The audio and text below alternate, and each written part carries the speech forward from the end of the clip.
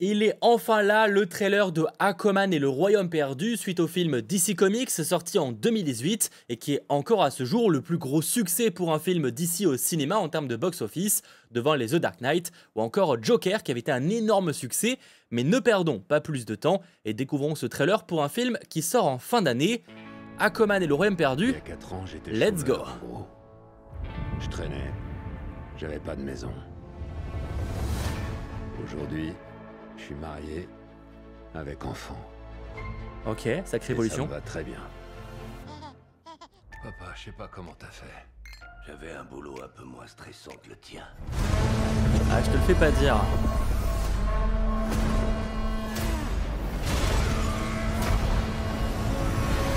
Ah ouais, j'ai enfin décroché un boulot. Je suis roi de l'Atlantide. Un demi-milliard de créatures de toutes les espèces marines connues sont ici chez elles. Et je ne fais pas l'unanimité pour autant. Je vais tuer Aquaman et détruire tout ce qu'il aime. Black Manta is back. Je vais décimer sa famille et réduire son royaume en cendres. Il faut arrêter Manta. L'effondrement total est proche. C'était le sabre noir, enfin le trident noir à droite On va là. savoir qui pourrait nous aider. Oh, t'as une sale mine. Bravo, petit frère. Tape-moi 5, ne m'appelle pas. Petit frère. Le Chain Master. Comment as-tu pu laisser faire ça? Ouais, bon, en vrai, je déteste ce boulot. Un vrai roi jette des ponts, non?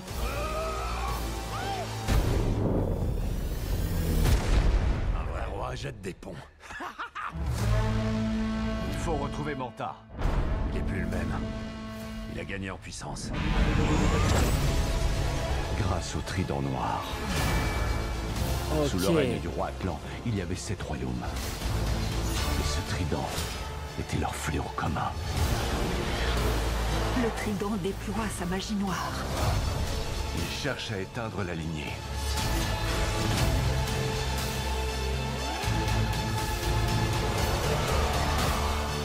Je sais pas ce que l'avenir réserve, mais on peut pas léguer à nos enfants un monde sans espoir. Tu te débrouilles pas si mal que ça. Si tu montres la voie, les 7 royaumes te suivront. Ah, petit plan d'Overheard rapide. Hein.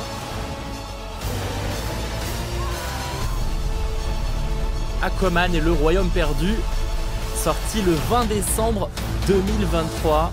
Réalisé évidemment par James Wan, hein, roi du Conjuring Universe, mais aussi évidemment réalisateur du premier opus, avec notamment Nicole Kidman, évidemment, Jason Momoa, mais aussi Yahya Abdul-Mateen II, Amber Heard qui est quand même présent, mais aussi Patrick Wilson. N'hésitez pas en commentaire à me dire ce que vous pensez justement de ce trailer pour un nouveau film DC Comics.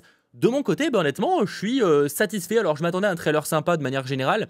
Alors, on sent quand même qu'il y a un ton peut-être encore un peu plus léger que dans le précédent opus. Assez inquiet évidemment de ce film-là parce que au global, on a quand même enchaîné quelques échecs. Hein. Alors, il y a deux choses, parce qu'il y a échecs financiers, là pour le coup, les derniers DC Comics ont tous été des échecs financiers, plus ou moins à différents degrés. Black Adam s'en sort un peu mieux évidemment qu'un The Flash, mais c'est vrai que là forcément, il passe après 3 films qui marchent pas, ça c'est certain. Après Shazam 2 qui a pas marché, après The Flash qui a très pas marché. Je dis ça parce qu'il a coûté évidemment particulièrement cher par rapport à Shazam, et Blue Beetle qui marche pas assez aussi pour être réellement rentable, même si les retours ont été quand même globalement plus positifs pour ce film. Donc là forcément on enchaîne avec le dernier vrai film du DC Extended Universe, hein, voilà, d'une certaine époque, même si de manière générale il va être un petit peu déconnecté du reste, parce que ça James Wan a un petit peu évoqué le truc dans une interview qu'on va relire juste après. Mais en tout cas au niveau des informations, Black Manta, qui sera vraiment le méchant du film, je pensais que ce serait un peu un méchant presque secondaire, comme un peu dans le premier film où finalement on avait 2 méchants. D'une certaine manière, on avait le frère d'Aquaman, entre autres, hein, et du coup Black Manta. Là, en fait, Black Manta, elle a vraiment d'être le méchant principal, leader au total, à moins qu'on ait une surprise. Donc Black Manta, toujours hanté par le désir de venger son père, est maintenant plus puissant que jamais avec le légendaire trident noir entre ses mains. Pour l'anéantir, Aquaman doit s'associer à son frère Orm, ancien roi d'Atlantide et actuellement emprisonné. Ensemble, ils devront surmonter leurs différences pour protéger leur royaume et sauver le monde d'une destruction irréversible. Ce qui est intéressant au niveau des informations qui ont pu être partagées partagé par James Wan dans cette interview de Entertainment Weekly. Je vous mettrai le lien en description. C'est qu'évidemment, il y a eu beaucoup de bordel, hein, vous le savez. J'avais d'ailleurs fait une vidéo sur justement sur l'histoire de Aquaman parce qu'il y a beaucoup de choses qui se sont passées et beaucoup de bordel. Alors évidemment, déjà le bordel DC Comics avec la fusion de Warner Bros. Discovery, le changement de direction, le nouveau cap à suivre, ça a eu des conséquences sur le film. Il y a ça, il y a aussi que pas mal des rumeurs disent que le film mitige pas mal, donc ça peut aussi jouer. Mais il y a eu Amber Heard qui apparemment a vu son rôle pas mal réduit. On parle d'une vingtaine de minutes. Alors, elle est quand même citée du coup dans le communiqué. T'as pas vraiment le choix. Faut dire qu'elle est dans le film quand même. Et 20 minutes, mine de rien, c'est beaucoup. Je pense qu'ils pouvaient pas vraiment la retirer complètement. Là, ça n'avait plus vraiment de sens. Déjà qu'ils ont apparemment retiré Batman, on va l'évoquer. Et d'ailleurs, on la voit vite fait. On voit un plan d'elle à un moment, je crois, vraiment très très bref, histoire de rappeler quand même qu'elle est présente. Mais de manière générale, je pense qu'ils n'axeront pas la communication sur elle. Ça n'aurait pas vraiment de sens au vu de son actualité et tout ça. J'ai sûrement oublié d'autres galères, mais bref, c'est clairement, ça ne manque pas. Et donc, au niveau de l'interview, déjà, par rapport à un petit peu la vision qu'il avait de ce film, la beauté de ce film dans ce monde d'Aquaman, c'est que très tôt, donc ça c'est James Wan qui parle, hein, donc le réalisateur du film, nous avons toujours dit que nous étions notre propre univers séparé. Mon objectif a toujours été, si nous pouvions créer un univers des 7 royaumes, ce serait mon rêve idéal. Et c'est vrai que moi, c'est ce qui me chauffe quand même beaucoup avec ce film-là. On va pas mal voyager à première vue. Et moi, vous le savez, j'adore les films d'aventure. Et à première vue, on part un peu dans ce délire-là. C'est un élément que j'avais déjà bien aimé dans le premier. Et là, que j'aime beaucoup, c'est dans celui-là. Enfin, que j'ai envie de beaucoup aimer dans celui-là. D'ailleurs, petit plan sur ce nouveau costume qui lui permettra de devenir invisible. On avait déjà une description de ce costume-là. Alors, par contre, ce personnage-là est très très moche. Je pense que c'est de la, je sais pas si c'est de la CGI ou juste du make-up, mais c'est pas ultra beau. Disons que de manière générale, comme ça va être un film avec beaucoup d'effets spéciaux, ça va être compliqué. Hein. Ça va être compliqué. Je pense qu'il y aura quelques plans pas particulièrement beaux. Là, en vrai, dans le trailer, je trouve que ça va. On a vu pire.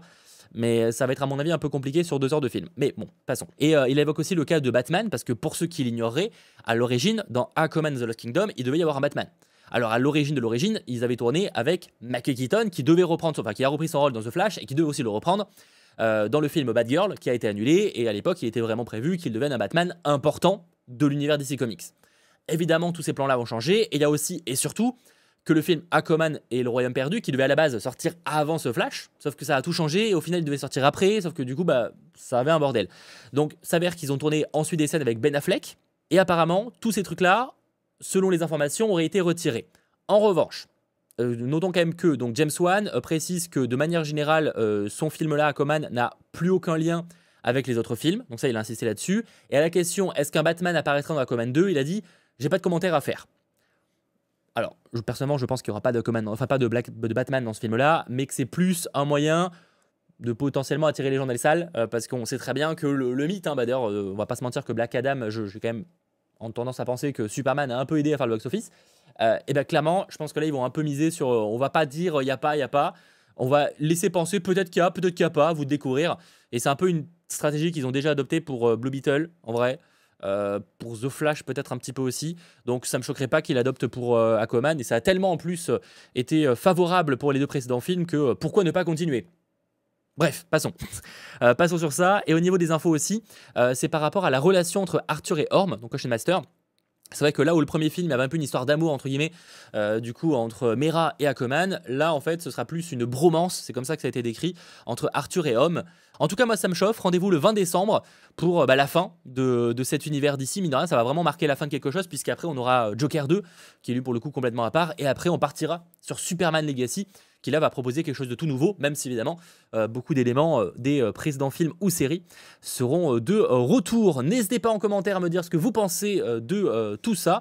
Personnellement en tout cas je suis assez curieux, et si c'est également votre cas, eh bien je vous attends. À très vite, ciao tout le monde.